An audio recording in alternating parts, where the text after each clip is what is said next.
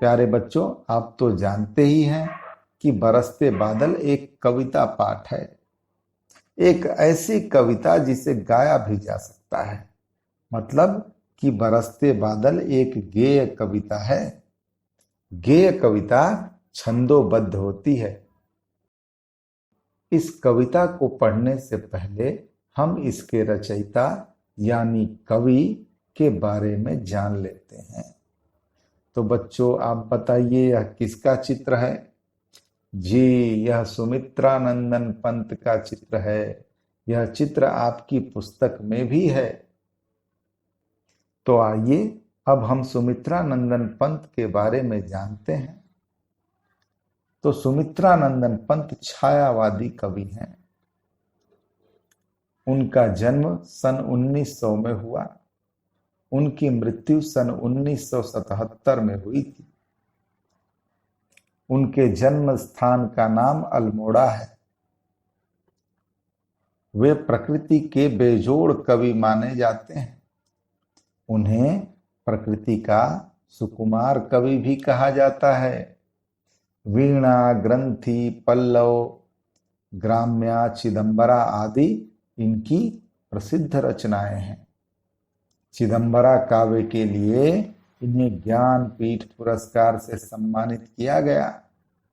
इसके अलावा भी उन्हें कई पुरस्कार मिले, जिसमें साहित्य अकादमी, सोवियत रूस पुरस्कार प्रमुख हैं। प्यारे बच्चों, अब तो आपने सुमित्रानंदन पंत के बारे में जान लिया। तो आइए अब हम सुमित्रानंदन पंत का परिचय वाक्यों में पढ़ने का प्रयास करते हैं। सुमित्रानंदन पंत हिंदी के प्रसिद्ध कवि हैं। वे छायावादी कवि हैं। उनका जन्म सन 1900 में हुआ। उनके जन्म स्थान का नाम अल्मोड़ा है। उन्हें प्रकृति का बेजोड़ कवि कहा जाता है। उन्हें प्रकृति का सुकुमार कवि भी कहा जाता है। उनकी प्रमुख रचनाएं वीणा, ग्रंथि, पल्लव, ग्राम्या, चिदंबरा आदि हैं। चिदंबरा काव्य के लिए उन्हें ज्ञानपीठ पुरस्कार दिया गया। उन्हें साहित्य अकादमी, सोवियत रूस ज्ञानपीठ आदि पुरस्कारों से सम्मानित किया गया। उनकी मृत्यु सन 1977 में हुई। तो प्यारे बच्चों, इस प्रकार आप सुमित्रानंदन पंत का परिचय भली भांति जान गए। जब भी परीक्षा में पूछा जाए, आप इस जानकारी को अपने शब्दों में वहां पर लिख दीजिए और पूरे के पूरे अंक आपको प्राप्त हो जाएंगे। तो प्यारे बच्चों, अब है क्रियाकलाप की बारी। इसलिए अब कागज कलम लीजिए, क्रियाकलाप कीजिए। तो पहले क्रियाकलाप में आपको कुछ रिक्त स्थान दिए गए हैं। प्रत्येक रिक्त स्थान के लिए 2 विकल्प हैं। इन दोनों में सही विकल्प कौन सा है, यह आपको बताना है और पेपर पे लिख के हमें भेज देना है। तो पहला प्रश्न है, सुमित्रानंदन पंत डैश कवि हैं? छायावादी कवि हैं या प्रगतिवादी कवि हैं? दूसरा प्रश्न है, सुमित्रानंदन पंत का जन्म सन डैश में हुआ? 1910 में हुआ या 1900 में हुआ?